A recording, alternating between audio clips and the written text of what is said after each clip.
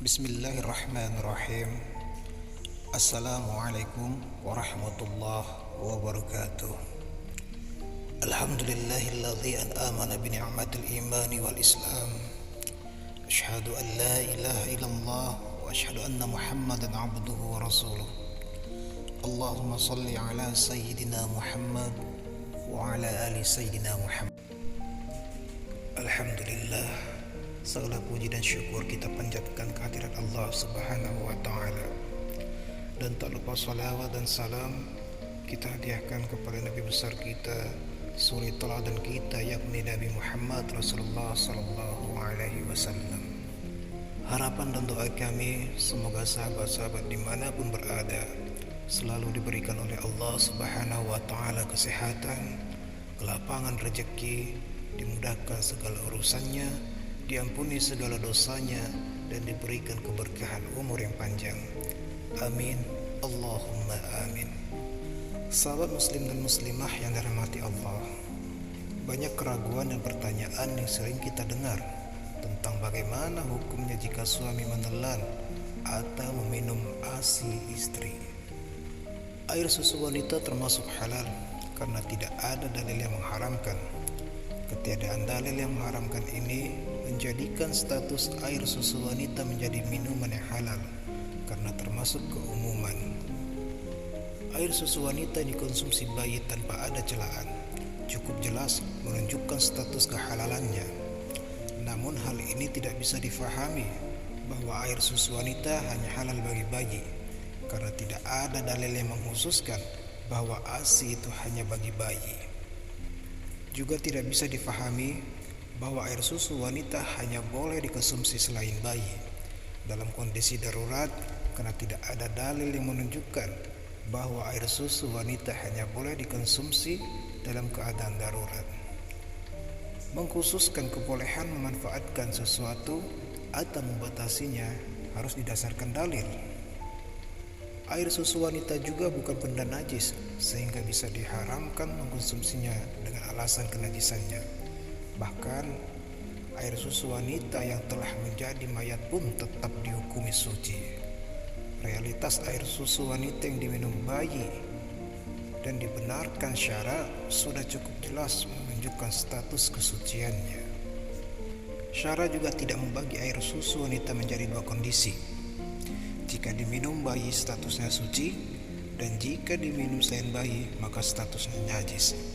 Juga tidak ada pembedaan air susu wanita yang masih hidup adalah suci, sementara air susu wanita yang telah mati dihukumi najis.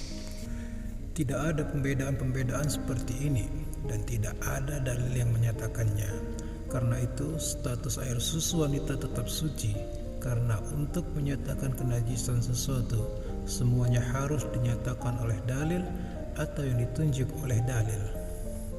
Maka mubah atau boleh hukumnya jika seorang lelaki meminum air susu dari istrinya, sebagaimana mubahnya menelan ludah, keringat, air mata atau air mani. Meminum air susu wanita hukumnya mubah, baik untuk kepentingan istimta atau bersenang-senang, tadawi atau berobat, atau kepentingan-kepentingan lain yang dibenarkan syara. Terkait penggunaan susu sebagai obat, Ibnu Taimiyah berfatwa sebagai berikut: amma ghaslu ainaihi bilabani imra'atihi yajuzu wa la tahrumu bidzalika alaihi amra'atuhu. Artinya, adapun mencuci kedua mata dengan memakai air susu istri, maka hal ini boleh. Hal tersebut tidak membuat istri menjadi mahram. Al-Fatwa Al-Kubra jilid 3 halaman 162. Jika seorang suami meminum air susu istrinya, maka tidak ada konsekuensi hukum rodha'ah atau persusuan apapun. Misalnya sang suami statusnya menjadi anak susu dari istrinya, sehingga otomatis pernikahannya harus dibubarkan karena suami telah menjadi mahramnya. Tidak ada konsekuensi itu karena agar berlaku hukum rodha'ah atau persusuan harus terrealisasi dua syarat. Pertama, aktivitas menyusui minimal dilakukan 5 kali susuan.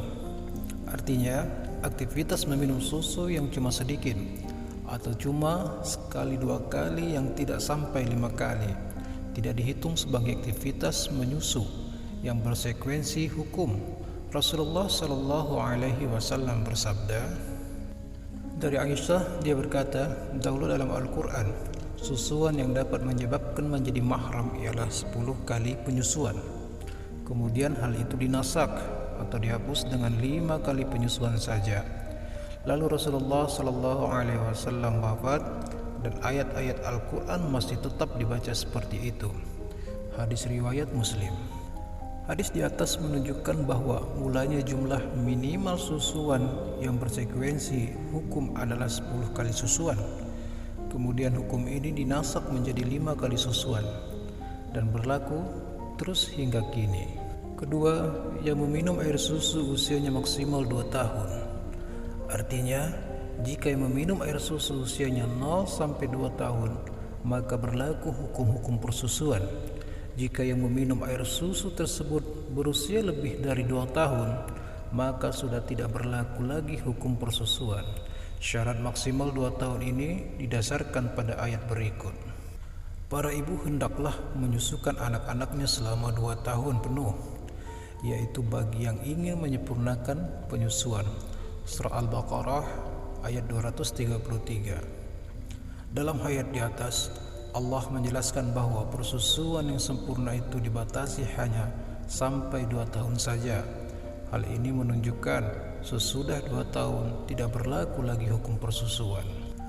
Atas dasar ini, mubah atau boleh hukumnya meminum air susu istri, baik disengaja maupun tidak, untuk kepentingan istimta, bersenang-senang, tadawi, berobat, atau kepentingan-kepentingan lain yang dibenarkan syara dan tidak ada konsekuensi hukum radha'ah atau persusuan apapun.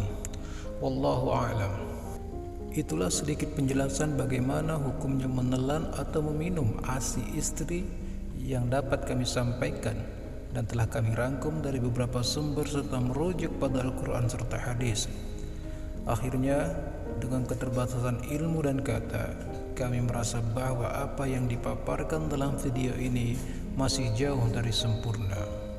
Jika ada kekurangan dalam penjelasan di video kami, sahabat-sahabat semua dapat memberikan masukan kepada kami melalui kolom komentar, agar kami dapat memberikan yang terbaik untuk sahabat-sahabat semua.